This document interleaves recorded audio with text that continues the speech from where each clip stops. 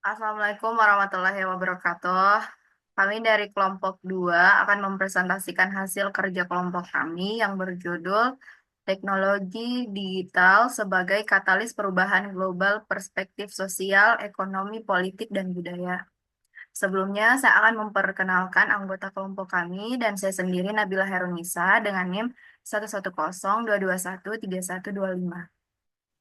Saya Sultanul Hakim dengan NIM 11022213259.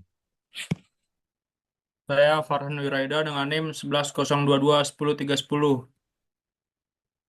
Saya Evelyn Friskananda dengan NIM 11022220118. Saya Muhammad Iqbal dengan NIM 11022220110.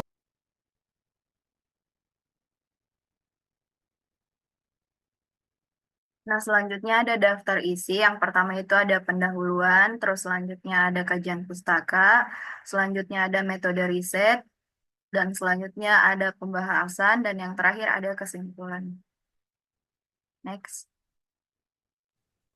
Selanjutnya pendahuluan, teknologi digital telah menjadi kekuatan pendorong utama dalam transformasi kehidupan manusia abad ke-21. Kehadirannya tidak hanya berdampak pada cara manusia berkomunikasi dan mengakses informasi, tetapi juga mempengaruhi struktur sosial, tatanan ekonomi, dinamika politik, dan ekspresi budaya. Dunia mengalami perubahan fundamental akibat adopsi teknologi seperti internet, media sosial, kecerdasan buatan, big data, dan Internet of Things. Fenomena ini mengubah wajah globalisasi menjadi lebih cepat, terkoneksi, dan kompleks. Oleh karena itu, penting untuk mengkaji secara kritis bagaimana teknologi digital berperan sebagai katalisator dalam mengubah berbagai aspek kehidupan manusia secara global.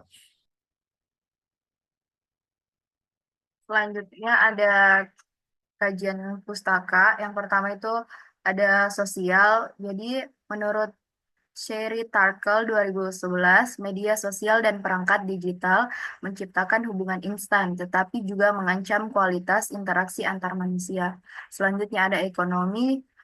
Menurut Brian Jolfson and McEve 2014, teknologi digital mendorong produktivitas tinggi dan pertumbuhan ekonomi, tetapi menciptakan disrupsi pekerjaan tradisional dan memperbesar kesenjangan. Selanjutnya ada politik dari Tufekci 2017. Menurutnya, media sosial menjadi alat efektif mobilisasi politik dan protes sipil, namun rentan manipulasi dan penyebaran disinformasi. Yang terakhir ada budaya. Menurut Jenkins 2006, memperkenalkan participatory culture masyarakat aktif produksi budidaya melalui platform digital, tetapi menghadapi homogenisasi budaya akibat dominasi konten global. Next. Selanjutnya ada metode riset. Riset penelitian berdasarkan studi literatur.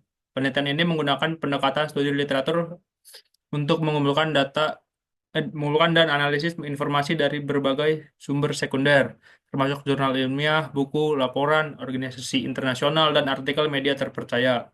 Fokus kajian adalah pada publikasi yang terbit antara tahun 2000 hingga 2024 dengan penekanan pada isu-isu lintas sektoral terkait dan dampak teknologi digital. Data dianalisis secara deskriptif untuk mengidentifikasi pola kecenderungan perubahan global. Oke, yang selanjutnya di sini ada pembahasan mengenai 4 aspek. Yang pertama dari perspektif sosial, perspektif ekonomi, perspektif politik, dan budaya. Jadi yang pertama untuk penjabaran dari perspektif sosial, teknologi digital menciptakan ruang sosial baru dan mempercepat komunikasi, tetapi juga menimbulkan isolasi, kecanduan digital, krisis identitas, dan terutama pada remaja pada era modern ini. Terus perspektif ekonomi, digitalisasi mendorong munculnya sektor baru seperti e-commerce dan vintage. Namun juga memicu hilangnya pekerjaan tradisional dan memperlebar kesenjangan akses teknologi di era kini. Lalu ada perspektif politik. Media digital memperluas partisipasi politik, tetapi menghadirkan tantangan seperti hoax, polarisasi, dan manipulasi opini publik melalui algoritma. Lalu ada perspektif budaya. dari platform digital memfasilitasi pertukaran budaya global, namun mengancam eksistensi budaya lokal dan mendorong konsumsi budaya yang serba instan. Lalu, next.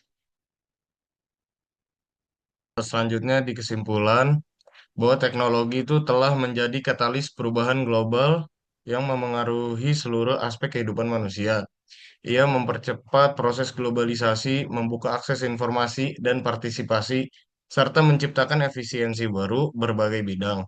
Namun, dampak negatif tidak diabaikan, ketimpangan digital, degradasi sosial, hingga ancaman integritas politik dan budaya lokal. Dan untuk sarannya itu, pemerintah perlu membuat regulasi adaptif yang melindungi tanpa menghambat inovasi. Masyarakat harus dibekali literasi digital, sementara lembaga pendidikan mendorong pelestarian budaya melalui teknologi. Sektor swasta diharapkan menciptakan ekosistem digital yang adil dan berkelanjutan.